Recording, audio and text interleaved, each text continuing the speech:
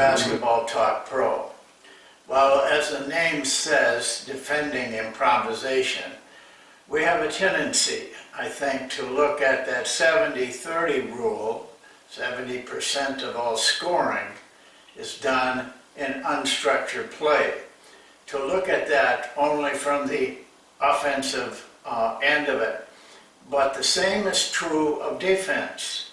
You're going to have to defend in that 70% of your opponent when they are not running a play. They are improvising. You have to be prepared for that. And otherwise, you're just an offensive team, because that's where they're going to do most of the damage against your defense, is when they're making things up as they go along. And it happens all the time. I mean, I don't care where you look. I'm doing a high school game for a coach, and they're doing it, and the opponents are doing it. It's there. It's real. So I'm going to just tell you, you need a few tools before you start with the drill that I'm going to show you, which is a very good drill to learn this, how to defend improvisation. You will need to know the 3 pillars of defense. In other words, you will need to have done work on it, so your players are at least knowledgeable, if not comfortable yet. This drill doesn't get introduced till quite a ways down towards the season, or even in the season. The 3 pillars are to control penetration. Now you can do that, you think right away that's guarding a man, which it is, but it's also part of the team defense. And you know, we feel you need to have a team defense that prevents penetration. They don't even try it, because your organization and your lineup is correct. Requires extensive, the second one is contest shots. You got to be able to, you got to know how to contest shots. Not only the technique, but the understanding of it. And the third is defensive rebounding, because all of it goes down the drain if you're giving up offensive rebounds, if the team really wants an offensive rebound. So you have to have those 3 things pretty well under control. It requires extensive repetition over and over again. This is not the same as guarding a pick and roll or a set play where they know the play, they know what's coming up, but so do you. This is, you're abandoned to the normal support things that you get with a lot of defenses. I think the only way man defense can play in the 70% area, the unstructured area, is by rules, just like having an offense by rules. If you have tried to scheme it, you know, with different schematics, it won't work. You have to have, your players have to understand where they're supposed to be as a team by rule, and what their responsibility is by rule. So, because it's going to change almost instantaneously and many times during that period of time you're defending. So I avoid, and I would ask you to avoid, any kind of scheme which is, you know, rotating a certain way, trying to overplay, you know, the ball swinging back, and all of those types of schemes. And your players need to know very well when it occurs. They have to understand the principle of this. Now, it doesn't mean they got to yell it out or anything, but like we do on offense, we make sure everybody knows. And there still needs to be that kind of communication. But they have to have an understanding of what they're doing and when they're doing it and how it looks and what they're facing. Well, the drill I'm going to show you, I think if you can master this drill in time, you're going to be able to play well. You're still going to have one of the hardest defensive jobs you've got is trying to stay up with a team who doesn't know what they're doing next. So you have no hope of knowing that.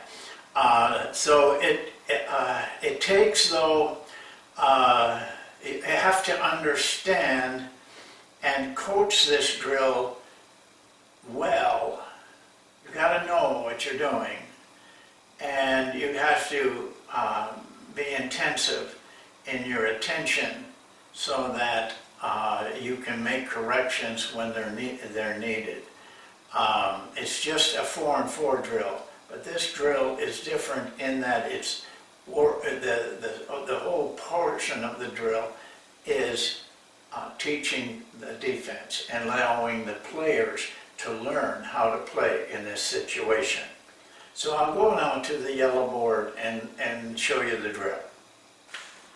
Well, as we mentioned, this is 4-for-4. And we have a 4-on-4 drill that we also use to learn the monk offense. This is a little bit different. For one thing, we always stay half court. We don't do any of the other things that we do with the drill when we're working on the monk offense. So it puts all the attention on a half-court situation. We line up our two people, and they can be bigs or smalls. It doesn't make any difference because one pass and everything's going to change. Now you have the advantage in our offense that we have a monk offense that is based on freelance.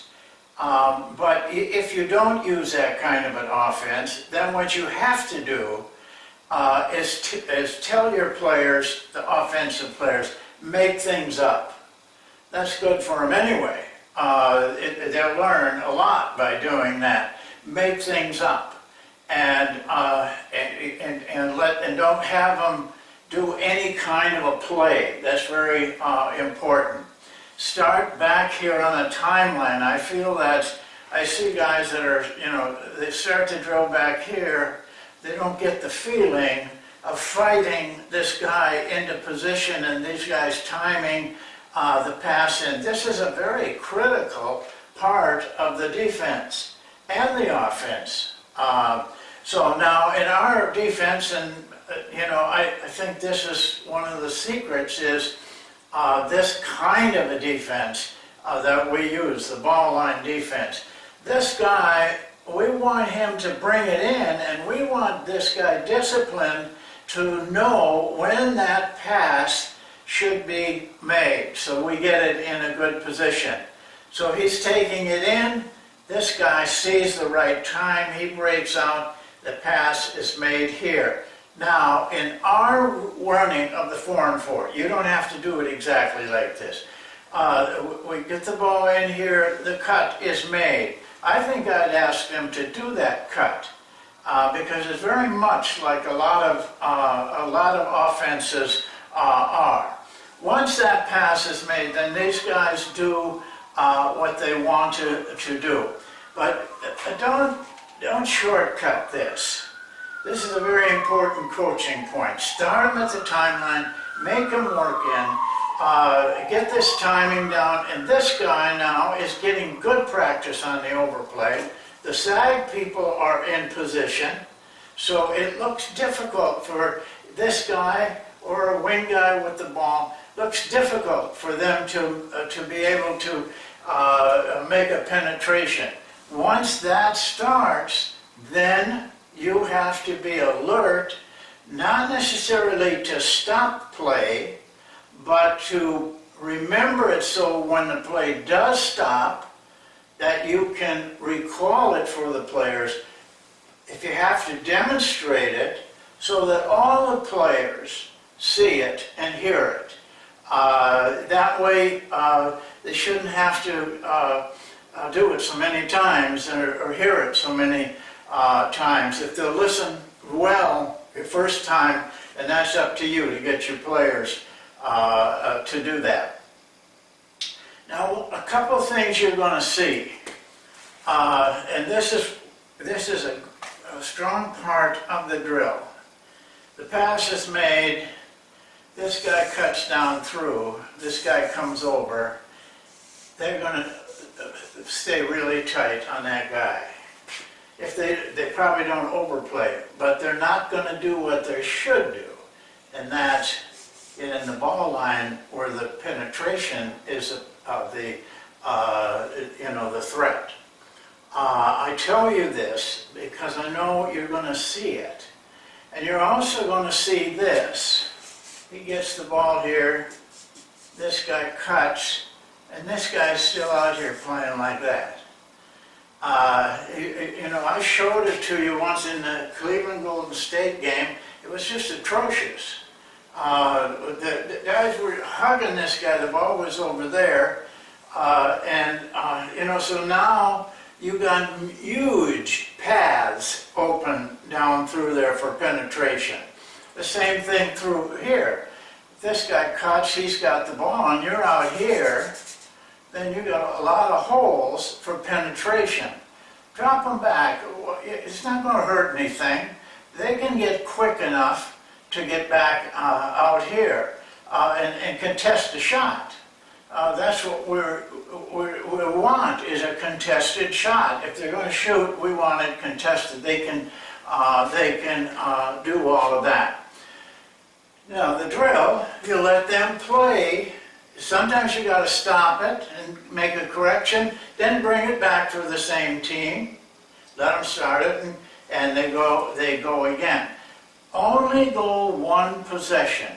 When this possession is over, either they make a shot, they miss a shot, they get an offensive rebound, continue to let them play. It's good for the defense, because then that's when they have an awful lot of improvisation to defense. But once it's dead, ball is made or defense gets the ball, then you change. Defense to offense, offense to defense. Here's the rest of your team over here. And they should be ready once each team has had a possession. So now X would be out, X would be on offense, O's would be on defense. They do the same thing.